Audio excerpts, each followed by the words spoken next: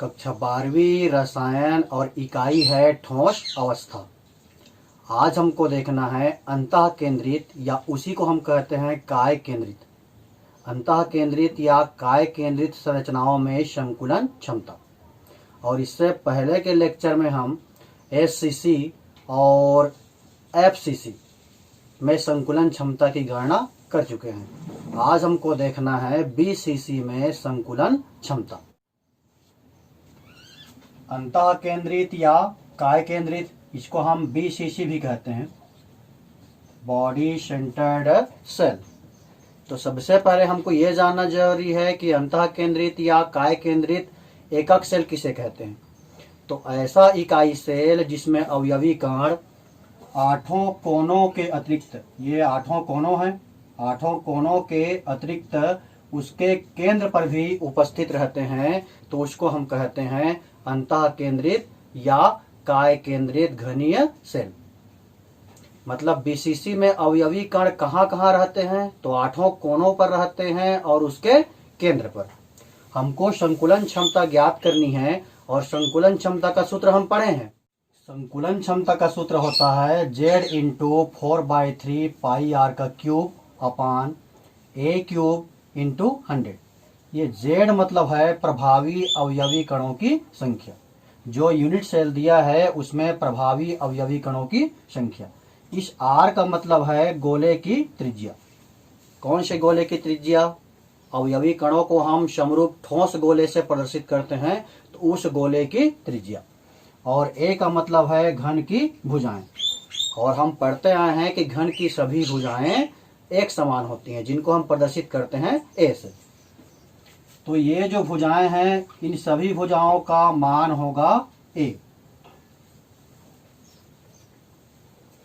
तो सबसे पहले हम निकाल लेते हैं Z का मान, यानी कि एकक सेल में प्रभावी अवयवी कणों की संख्या। जब हम बीसीसी की संरचना देखते हैं तो उसमें आठों कोनों पर 8 अवयवी कण होते हैं, यानी कि 8 अवयवी कोण हैं। कहाँ पर? आठों कोनों पर।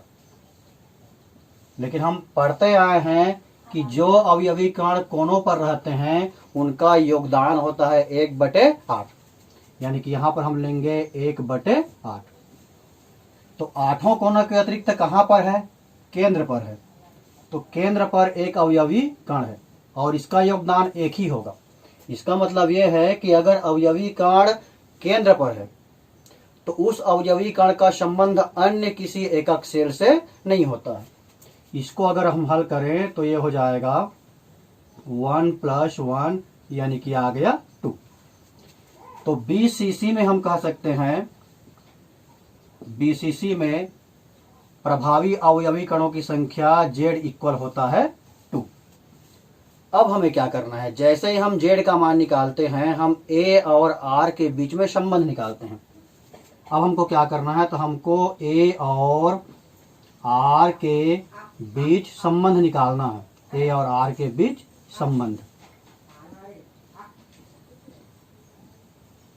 A और R के बीच संबंध निकालने के लिए हम इस डायग्राम को देखते हैं। मान लो इस कोने को हम मान लेते हैं A और इस कोने को हम मान लेते हैं B। ये A हो गया अवयवी कण है, ये B हो गया अवयवी कण है, कोनों पर स्थित अवयवी कण है, और ये एक बिंदु है जो कि केंद्र पर है। अगर इसको हम इस तरीके से मिला दें तो A B का मान हम पहले निकाल लेते हैं। अगर हम अलग से बनाएं तो इस प्रकार से बनेगा। ये A क्या प्रदर्शित कर रहा है? तो ये अवयवी कण के केंद्र को प्रदर्शित कर रहा है। इस प्रकार से ये अवयवी कण का केंद्र है। ये बीच में अवयवी कण है, ये भी उसके केंद्र को प्रदर्शित कर रहा है। तो एक अवयवी कण इस प्रकार से है, ये वाला बिंदु, और ये B भी उसी प्रकार से एक अवयवी कण के केंद्र को प्रदर्शित कर रहा है।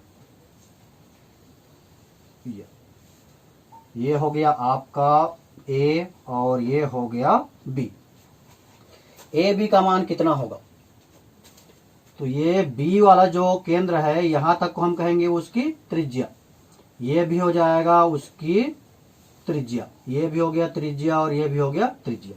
तो यहां से आप देख सकते हो ए बी बराबर आ गया R plus R plus R plus R, R plus R plus R plus R, यानी कि ए बी बराबर हो गया 4r। अब ए बी का मान हम आर के रूप में निकाल लिए। अब इसी ए बी का मान हमको ए के रूप में निकालना है। ए बी बराबर 4r आ गया, क्योंकि हमको ए और आर में संबंध निकालना है। संबंध निकाल करके हम संकुलन क्षमता की गणना करेंगे। तो ए बी का मान आर के रूप में आ गया। अब हमको इसी ए बी का मान निकालना है ए के रूप में, यानी कि घन की भुजा के रूप में। तो फिर से हम इस डायग्राम को देखते हैं। ये ए बी है, और अगर हम त्रिभुज बनाए तो इस प्रकार से बना सकते हैं। ये हो गया सी, मान लीजिए। तो अगर आपको ए बी का मान निकालना है तो आपके पास होना चाहिए, एक तो ए सी होना चाहिए और दूसरा होना चाहिए बी सी। तो ए सी का मान हमारे पास तो है, ए सी मतलब ये घन की भुजा है, इसका मान है ए। लेकिन हमारे पास बी सी का मान नहीं है। तो जब तक ए सी और बी सी का मान नहीं रहेगा तब तक हम ए बी का मान नहीं निकाल सकते। तो पहले हमको क्या करना पड़ेगा, अगर हमको ए बी का मान निकालना है तो पहले हमको मान निकालना पड़ेगा बी सी का। तो ये बी सी का मान निकालने के लिए यहां पर एक बिंदु मान लेते हैं डी। तो ये त्रिभुज हो गया बी डी सी, समकोण त्रिभुज है। और डी है, ये जो कोण डी है वो 90 अंश होता है। घन का प्रत्येक कोण 90 अंश होता है, आप पढ़े हो। तो ये समकोण त्रिभुज हो गया B D C, B D सी।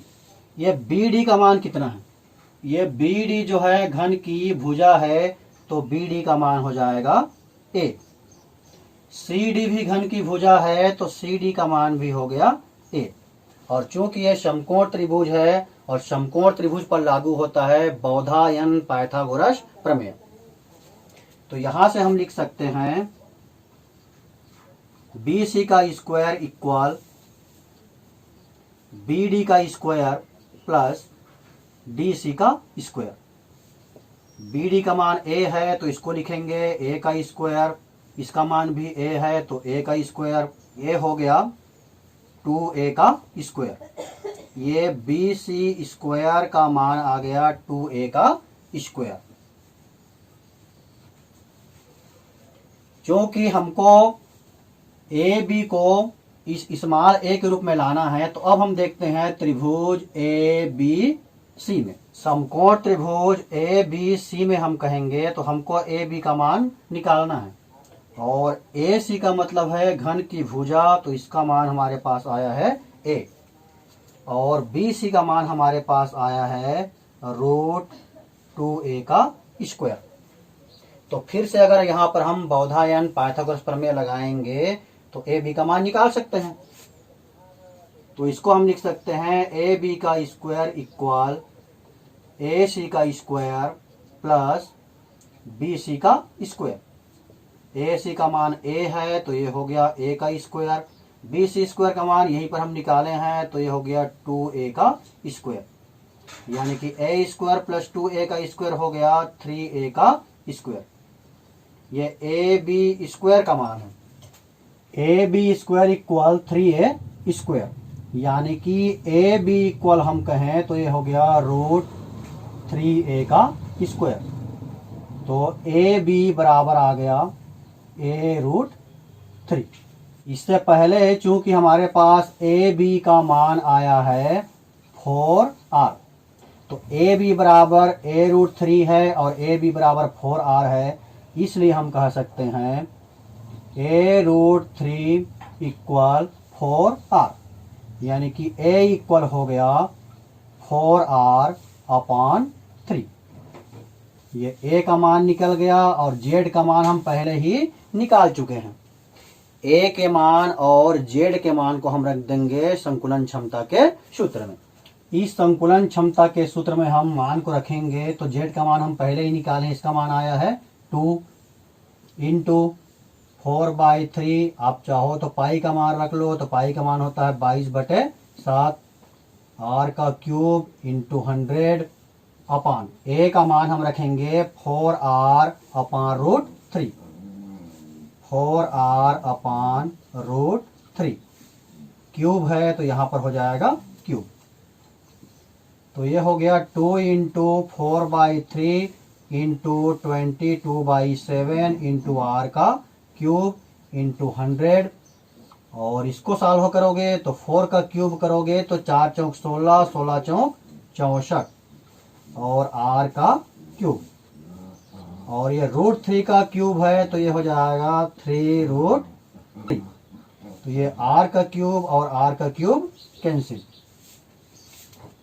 इसको हम आगे हल करें तो ये हो जाएगा 2 इंटू 4/3 इंटू 22/7 इंटू 100। और इसको अपन लिख सकते हैं 3 रूट 3 अपान 64। इसको अगर हम गणना करें तो इसका मान आ जाएगा 68%। यानी कि हम ये कह सकते हैं कि BCC में संकुलन क्षमता होता है 68%। BCC में संकुलन क्षमता ये आ गया 68%।